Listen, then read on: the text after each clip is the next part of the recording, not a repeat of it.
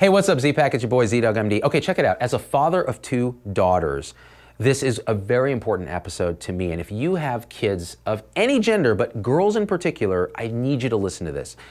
Increasing data is showing an alarming trend among young girls born after 1994, the so-called iGen, Generation Z.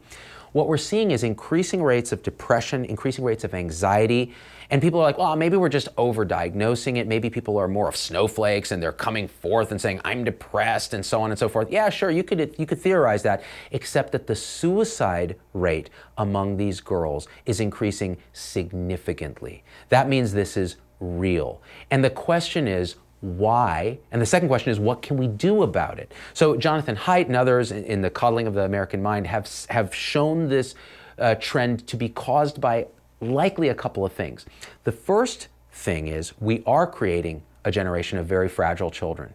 And the reason is we're overprotecting them. We have this culture of safety. We don't let them go out and experience the world and take risks because children are by nature anti-fragile. They get stronger from a degree of adversity. We've been protecting them. So then when adversity does come, and it will, they fall apart.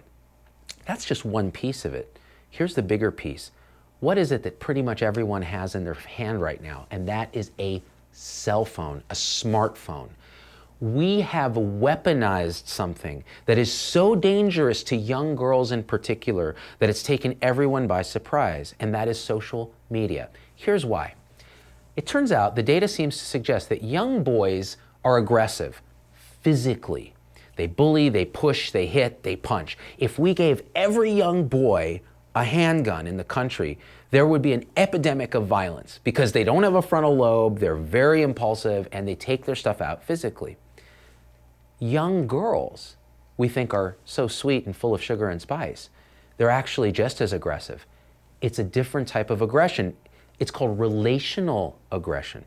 They take their aggression out in social acts, hurting the reputation of others, sort of subtle bullying verbally, this kind of emotional relational aggression, less so physical aggression. And in the old days, meaning my generation, that could happen at school, it could happen in cliques, it could happen particularly in middle school, but then you would go home and you were safe. Now what happens? We've effectively given every little girl the male equivalent of a handgun, a smartphone with a social media account, with an Instagram, with a Twitter, with a Facebook account, with a Snapchat. They go home and it's constant. Inbound, people attacking each other, calling each other names, trying to destroy each other's reputations, creating cliques, this sense of fear of missing out. I'm at a party, look at me. You know what? We didn't invite such and such.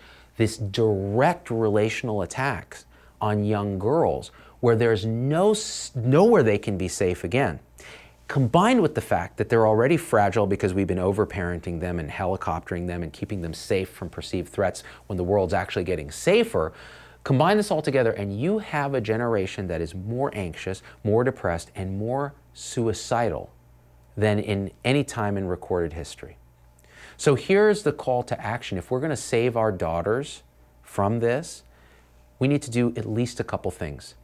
The first thing is we need to talk with our schools. We need to be involved in the school board and say, you know what, we need to monitor this kind of bullying behavior at school, and the idea that children need more free play, they need more risk-taking, they need less structured class time and more go out and do things, and we need to start enforcing that. But the second thing is, if your kid has a cell phone, they cannot have social media, even probably through high school. There is no reason for them to have it, and every downside for them to have it. So if you're going to give your kid a phone, turn off the social media. And if they have social media, you need to have access to every single account and you need to be looking at it. And even then, it's probably not good enough. I am not giving the Z-Pups social media until they are done with high school. And that's that. I am letting them out. I am teaching them resilience and self-risk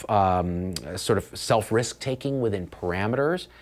And we need to do this together as a society, because if everybody isn't on board, how are we going to pull this off? So here's the call to action. Share this video, become a supporter that allows us to do what we do, but then get those phones out of our kids' hands, turn the social media off, hug your kid, but let them take risk, toughen them up, And shoot, I'm gonna do it today, and then I'm gonna get slapped by both my daughters across the face, which is a sign that they are tough, all right? We out.